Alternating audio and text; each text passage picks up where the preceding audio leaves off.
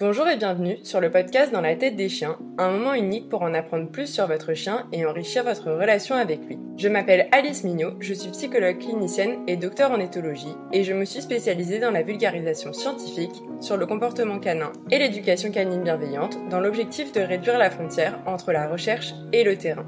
En parallèle de ce podcast, j'anime donc des webinaires d'éthologie appliquée aux chiens de compagnie et de médiation animale et du suivi individuel en éducation canine, en présentiel sur Lyon ou en visio. Si vous souhaitez soutenir le podcast, je vous invite à vous y abonner sur votre plateforme d'écoute et lui mettre 5 étoiles, voire un petit commentaire, afin de me donner du courage et de la visibilité. Vous pouvez aussi le partager à votre entourage ou des personnes qui ont encore un peu de mal avec l'éducation positive. Et si vous voulez soutenir financièrement le podcast, c'est maintenant possible sur Tipeee avec des tips mensuels. C'est quelques euros pour vous, mais pour moi ça veut dire beaucoup.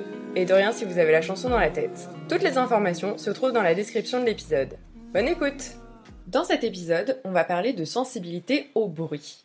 Je rappelle d'ailleurs que l'écoute d'un podcast ne remplace évidemment pas un accompagnement individuel par un comportementaliste ou un éducateur canin. Si votre chien présente des comportements anxieux, de peur et ou d'hypervigilance face à des bruits, il va falloir consulter pour faire un vrai bilan et vous donner des indications adaptées à votre binôme. Bref, on va parler de peur. Donc pour rappel, la peur, c'est un mécanisme biologiquement adaptatif qui contribue à la survie de l'individu en contrôlant sa distance au stimulus. La peur, c'est donc une émotion par alerte d'un danger, c'est une réaction naturelle dans un objectif de survie. On a donc des modifications physiologiques qui permettent de réagir vite. Le sujet en danger va se préparer à fuir ou à combattre, ce qui va assurer sa survie. Il peut fuir, combattre ou peut se faire petit et communiquer sa peur. En manifestation comportementale, on a donc soit des chiens qui vont réduire leur taille en se mettant le plus petit possible, en aplassant leurs oreilles et en ayant leur queue entre les pattes. Et on a aussi des tremblements, des bâillements, de la sursalivation, du freezing, du halètement, le fait de lever une patte, des vocalises, le fait de se cacher, d'aboyer, d'essayer de partir ou de rechercher le contact avec un familier. La peur peut devenir pathologique quand elle vient compromettre la santé et ou le bien-être physique et émotionnel de l'animal, et les réactions de peur peuvent être considérées comme anormales lorsqu'elles sont déclenchées de manière répétée et constante par des stimuli non menaçants ou lorsque le niveau ou la durée de la réaction est disproportionné par rapport au niveau de menace réelle que représente le stimulus. Ici, on va donc parler de peur non sociale, les bruits. Il y a des recherches qui ont mis en avant que les bruits forts et soudains sont l'un des déclencheurs les plus courants de comportements de peur chez les chiens. Et de nombreuses recherches soulignent que pas mal de chiens souffrent d'une sensibilité au bruit et sont affectés par les bruits saillants. La prévalence de la sensibilité au bruit, donc avec des réactions marquées voire extrêmes, chez les chiens domestiques varie d'une étude à l'autre, mais atteint souvent 50%, ce qui est énorme. Concernant les bruits un peu inhabituels, je reprends sur les feux d'artifice avec un article plutôt jeune mais que je trouve pertinent de Dréchel et Granger de 2005. Cette étude porte sur les interactions entre l'activation de l'axe hypothalamo-hypophyso-surrénalien, qu'on appellera HPA, en réponse au stress, la qualité de la relation et le comportement des chiens anxieux et de leur humain face à de l'orage. Dans cette étude, ils ont fait une exposition des individus à un bruit d'orage et ont évalué leurs propres réactions physiologiques et comportementales, ainsi que celles des personnes qui s'occupent d'eux. Les résultats montrent que les chiens ont eu des signes classiques de peur, donc ici c'était plutôt faire les 100 pas, gémir et essayer de se cacher, que leur taux de cortisol a augmenté de 207% et que ce taux n'est pas revenu à son niveau de base dans les 40 minutes qui ont suivi.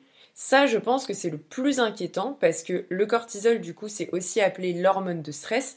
C'est plutôt l'hormone de l'excitation physiologique. Mais bref, augmentation de 207%, c'est énorme et 40 minutes, c'est extrêmement long et ça peut vraiment avoir des conséquences sur du long terme. Concernant la relation humain-chien, ils ont vu que le comportement des propriétaires ou la qualité de la relation entre les chiens et le propriétaire n'ont pas eu d'effet sur la réactivité de l'HPA ou au niveau comportemental. En moyenne, les taux de cortisol des personnes qui s'occupaient des chiens n'ont pas augmenté. Par contre, ils notent que l'humeur des propriétaires, donc dépression, colère, etc., a eu une incidence sur leur réaction à l'égard de leurs chiens. C'est évident, plus vous allez être bien dans vos pieds, plus vous serez soutenant pour votre chien et donc réconfortant.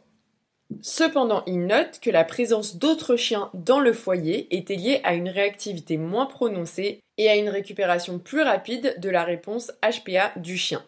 Donc, le soutien d'un autre individu chien peut avoir un effet, contrairement à la présence du référent. Attention, c'est pas une recherche qui dit qu'il ne faut pas rassurer son chien ou être présent, ça dit juste que potentiellement le chien est tellement stressé que l'attitude de son humain n'y peut rien, mais qu'il peut trouver à se rassurer avec ses congénères. Donc pour rappel, on ne s'amuse pas à emmener son chien voir un feu d'artifice et on ne laisse pas son chien dehors les soirs d'orage. Je sais que ça paraît logique, mais malheureusement ce n'est pas évident pour tout le monde. Ensuite, je voulais vous parler d'une étude qui porte sur les bruits généraux, les bruits du quotidien. C'est une étude de 2021 où il y avait 2 objectifs. Donc le premier, c'était de voir si certains bruits du quotidien peuvent amener à des réponses comportementales de stress, voire de peur chez les chiens. Et le deuxième objectif, c'était de voir comment les propriétaires comprennent le comportement de leurs chiens. Ils ont donc interrogé des propriétaires de chiens sur les réactions de leurs chiens aux bruits domestiques et enregistré les comportements des chiens et les réactions humaines à partir de 62 vidéos et compilations YouTube qui montraient des chiens qui réagissent à des bruits du quotidien. Donc on avait le bruit du détecteur de fumée, un indicateur de batterie faible, une alarme incendie, un aspirateur, etc. Dans les vidéos, ils ont donc noté les signes de stress et de peur, le type de stimulus sonore et les principales caractéristiques du son, donc par exemple haute fréquence, basse fréquence, intermittent, continu. Les résultats montrent que dans les signes de stress et de peur, on a de la recherche de contact, des signes de peur et d'anxiété. Certains comportements qu'on voyait dans les vidéos, donc par exemple aboyer, s'élancer ou sauter sur le propriétaire, pouvaient refléter d'autres émotions canines telles que l'excitation, sachant que l'excitation peut être une réponse à la peur, et de nombreux comportements observés comme trembler, halter ou s'éloigner du stimulus sonore étaient plutôt généralement associés aux phobies du bruit et sont susceptibles de refléter de la détresse dans ces vidéos, étant donné le contexte dans lequel les comportements sont observés. La première conclusion est donc que certains types de bruits domestiques peuvent effectivement provoquer une peur marquée chez certains chiens. Ces réactions de peur étaient d'ailleurs significativement plus fortes au son caractérisé comme intermittent à haute fréquence qu'au son caractérisé comme continu à basse fréquence. Ce qui est logique parce que dans le développement d'une peur, ce qui est important, c'est l'intensité du stimulus et son imprévisibilité.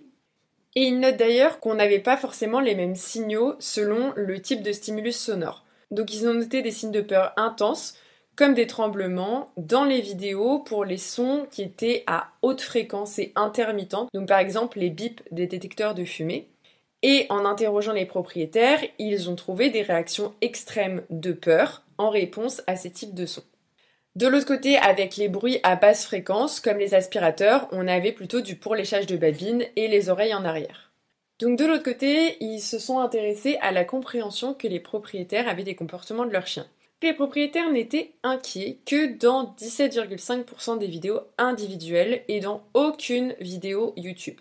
Les propriétaires de chiens peuvent donc mal interpréter ou réagir négativement aux manifestations de peur, d'anxiété ou de stress chez les chiens de compagnie, en particulier si le facteur de stress est considéré comme courant. Les chercheurs concluent donc que les personnes interrogées semblent sous-estimer le caractère craintif de leur chien et que la majorité des humains qu'on voyait dans les vidéos YouTube réagissaient au comportement de leur chien avec amusement. Pour rappel, je vous renvoie aux épisodes sur les signaux d'apaisement, les humains sont pas très bons pour observer les signaux subtils de stress, ni sur comment réagir. En fait, si on ignore ou qu'on en rigole ou qu'on gueule sur notre chien, ça peut pas améliorer les choses. Par contre, si on fait une exposition progressive et positive, on va forcément être dans le mieux. La conclusion de cette étude, c'est donc qu'il est nécessaire de mieux former les propriétaires de chiens à l'interprétation précise du langage corporel canin pour préserver le bien-être des chiens et minimiser le développement des problèmes comportementaux liés à l'anxiété. Pour ça, vous pouvez par exemple suivre mon 2e webinaire sur la communication canine. Je dis ça, je dis rien. Cet épisode m'a été pas mal demandé, alors on n'a pas 150 études sur la sensibilité au bruit, mais effectivement, on a des individus qui vont avoir une plus grande sensibilité et on a certains bruits qui vont déclencher 3/4 des chiens. J'espère donc que cet épisode vous a plu, et en tout cas qu'il vous a appris des choses. Et moi, je vous laisse, je vous souhaite une bonne journée ou soirée, et des caresses évidemment consenties à vos toutous. Hello, c'est encore moi, la liste du montage. Merci d'avoir écouté l'épisode en entier. N'hésitez pas à me mettre 5 étoiles et à partager cet épisode. vous pouvez aussi me soutenir sur Tipeee. En attendant le prochain épisode, rendez-vous sur Instagram pour voir les monstres dormir, des mèmes pourris, m'entendre me plaindre et quand même avoir des infographies intéressantes. À bientôt!